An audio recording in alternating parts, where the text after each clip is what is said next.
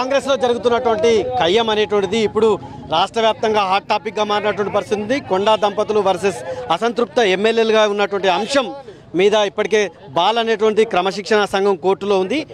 ప్రస్తుతం అంటే హన్మకొండ ఎమ్మెల్యే వరంగల్ పశ్చిమ MLA Nayani Rajender Reddy camp office లోపల అసంతృప్త ఎమ్మెల్యేల సమావేశం జరిగింది. వాళ్ళు బయటకు వచ్చారు. అసలు ఏం జరిగింది అనేటువంటి విషయాలు ఒకసారి రాజేందర్ రెడ్డి గారిని అడిగి తెలుసుకునే ప్రయత్నం. రాజేందర్ రెడ్డి గారు చెప్పండి. అంటే ఇప్పటికే మీ అంశం అంటే అసంతృప్త ఎమ్మెల్యేలు కొండా దంపతుల అంశం అనేటువంటిది క్రమశిక్షణ సంఘం కోర్టులో ఆ బాల్ ఉంది. ఇప్పుడు మళ్ళీ సమావేశం అయ్యారు. చాలా అంటే హాట్గా సమావేశం జరిగినట్టుంది. ఏం జరిగింది?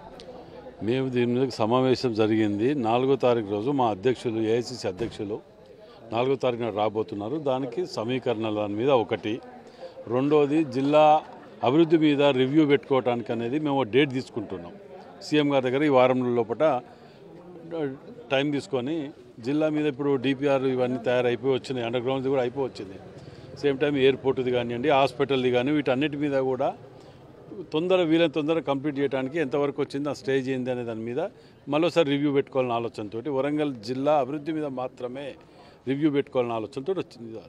అంటే ఇప్పుడు సమావేశం నుంచి కిందికి దిగినటువంటి డీసీసీ అధ్యక్షురాలు స్వర్ణ కావచ్చు, ఎమ్మెల్సీ సారయ్య కావచ్చు, వాళ్ళు క్లియర్గా కొండామురళి అంశం మేము చర్చించాము, దాని మీద మాట్లాడామని అంటున్నారు. మీరేమో భిన్నమైన అభిప్రాయం చెప్తున్నారు. మేము మాట్లాడిన సబ్జెక్టు మేము చెప్పినాం. దాంట్లో అదొక సబ్జెక్ట్ ఉంటుంది. అందులో మేము మాట్లాడినా ఇవి జిల్లా అభివృద్ధి మీద, రేపు మొబిలైజేషన్ మీద వారు మాట్లాడిన దానిలో వారి అభిప్రాయం వాళ్ళు అడుగుతారు. ఎవరి అభిప్రాయం వాళ్ళు చెప్తారు కదా, అడుగుతారు.